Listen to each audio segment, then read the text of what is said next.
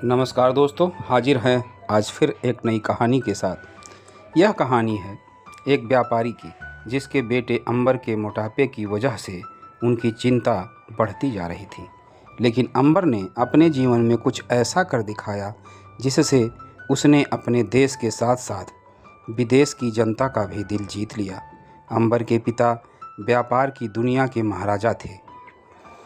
वह दुनिया के हर क्षेत्र में एक पर एक रिकॉर्ड दर्ज करते जा रहे थे। लेकिन अंबर अपने बचपन के दिनों से ही मोटापे की समस्याओं से ग्रसित था, जिससे उसे अपने दोस्तों के बीच हंसी का पात्र बनना पड़ता था। उसके स्कूल में कई छात्र उसे चिढ़ाने के लिए मोटा भाई कहकर बुलाते थे। हालांकि अंबर को इस शब्द से कोई खास आपत्ति नहीं थी, क्योंकि गुजरात में मोटा भाई का मतलब बड़ा भाई माना जाता है। अंबर के रसूख की वजह से भले ही लोग उसके सामने ज़्यादा कुछ नहीं कहते, लेकिन पीछे पीछे मजाक उड़ाने से भी पीछे नहीं हटते।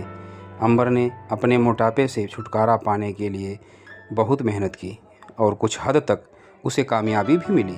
लेकिन शारीरिक तत्वों की कमी की वजह से वह दोबारा तेज़ी से मोटा होने लगा। बड़े डॉक्टर भी अंबर का वज़न कम करने में कामयाब नहीं हो पा रहे थे। धीरे धीरे अंबर निराश होने लगा। शहर से लोगों के भद्दे मजाक से परेशान होकर उसने तय किया कि वह अपने गांव जाकर अपनी दादी के साथ रहेगा। अंबर के पिता उससे बहुत प्यार करते थे। वह अपने बेटे को खुश रखने के लिए कुछ भी करने को तैयार थे। उन्होंने अपने बेटे की इच्छा पर उसे गांव भेज दिया। गांव में अंबर का एक बहुत बड़ा फार्म हाउस था, जहां वह अपने दादी के साथ रहने लगा। धीरे धीरे अंबर को अपने गांव का वातावरण अच्छा लगने लगा। वह यहाँ प्रकृति के बीच शांति महसूस करने लगा। उसे अपने अकेलेपन से प्यार हो चुका था।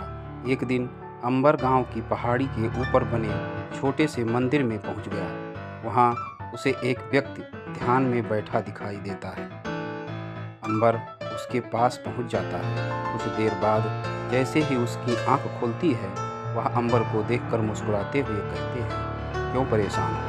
अंबर उनकी तरफ आश्चर्यचकित होकर देखता है। दरअसल अंबर के दिल में उठ रहे तूफान को उन्होंने पहचान लिया था। अंबर उनसे पूछता है कि मैं अपने जीवन में ऐसा क्या करूं कि अपनी प्रतिभा दिखा सकूं और सबकी नज़रों में आदर पा सकूं। अब मुझे कोई रास्ता नज़र नहीं आ रहा। कई लोग मेरे मोटापे की वजह से मुझे सहानुभूति के भाव से देखते हैं, लेकिन मैं अपनी शारीरिक कमजोरी से ऊपर उठकर कुछ करना चाहता हूँ। अंबर की बातों को गंभीरता से समझने के बाद उस व्यक्ति ने अंबर को कुछ ही घंटों में एक ऐसा सच बताया जिससे अंबर की दुनिया बदल गई। अपने फार्म हाउस वापस आते ही अंबर ने अपने पिता को फ़ोन लगाकर मिलने को कहा।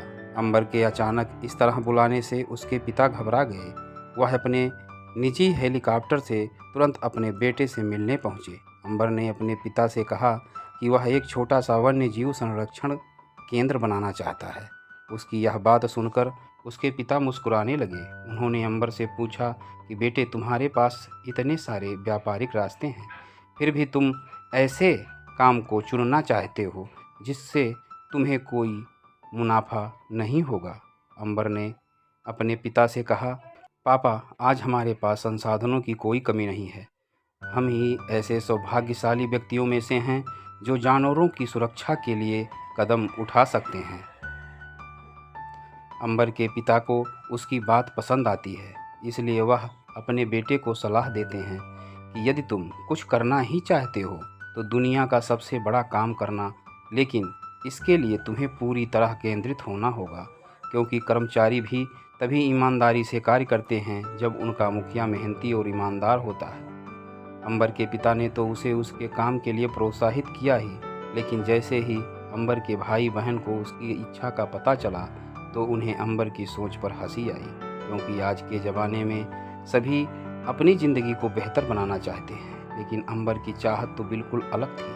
अंबर के भाई बहनों ने भी उसे समझाने का प्रयास किया, लेकिन अंबर अपना मन बना चुका था। उसने कर्मचारियों की मदद से धीरे धीरे एक विशाल जंगल को वन्य जीव संरक्षण केंद्र में तब्दील कर दिया। जहाँ दुनिया भर से बीमार और कमज़ोर हो चुके जानवरों को लाया जाने लगा। देखते ही देखते अंबर का काम बढ़ने लगा। देश विदेश से बड़े बड़े वैज्ञानिक जानवरों से संबंधित जानकारी जुटाने के लिए अंबर के बनाए हुए केंद्र में पहुंचने लगे। कुछ ही सालों के अंदर अंबर की मेहनत ने असर दिखाना शुरू किया। जानवरों की बढ़ती हुई संख्या से पर्यावरण स्तर सुधरने लगा। अंबर ने कई ऐसी प्रजातियों को भी संरक्षित किया जो लगभग विलुप्ति के कगार पर थी। अंबर को पूरे विश्व में जानवरों के संरक्षण के लिए एथिकल बिजनेसमैन के तौर पर सम्मानित किया गया। अंबर की बढ़ती लोकप्रियता देखकर उसके पिता को अपने बेटे पर गर्व होने लगा। जब मीडिया के द्वारा अंबर से उसकी कामयाबी की वजह पूछी गई तो उसने अपनी सफलता का श्रेय अपने पिता के साथ साथ उस व्यक्ति को भी दिया जो कई साल पहले अंबर से एक पहाड़ी के ऊपर मिला था। अंबर ने सभी को बताया कि उस व्यक्ति ने मुझसे एक ही बात कही थी, जीवन में जो कुछ भी करना पाने की उम्मीद से नहीं, देने के लिए करना, क्योंकि तुम इस दुनिया से कुछ लेकर नहीं जा सकते हो, देकर जरूर जा सकते हो। और तभी से मैंने ये तय किया कि बैंक बैलेंस बढ़ाने के लिए तो बहुत से व्यापारी दिन रात लगे रहते हैं, लेकिन कोई भी आंकड़ा संतुष्टि के कगार पर नहीं रुकता। लेकिन देने की भावना से मिलने वाला प्रेम अद्वितीय होता है, जिसकी खुशबू जीवन को आनंदित कर देती है। इसलिए मैंने यह रास्ता चुना। अंबर की बात सुनते ही सभी तालियां बजाने लगे और उसके पिता मन ही मन उस व्यक्ति को धन्यवाद दिया जिन्होंने अंबर को एक अच्छी शिक्षा देकर इतनी ऊंचाइयों तक पहुंचा दिया, क्योंकि वह अपने बेटे को भली भांति जानते थे।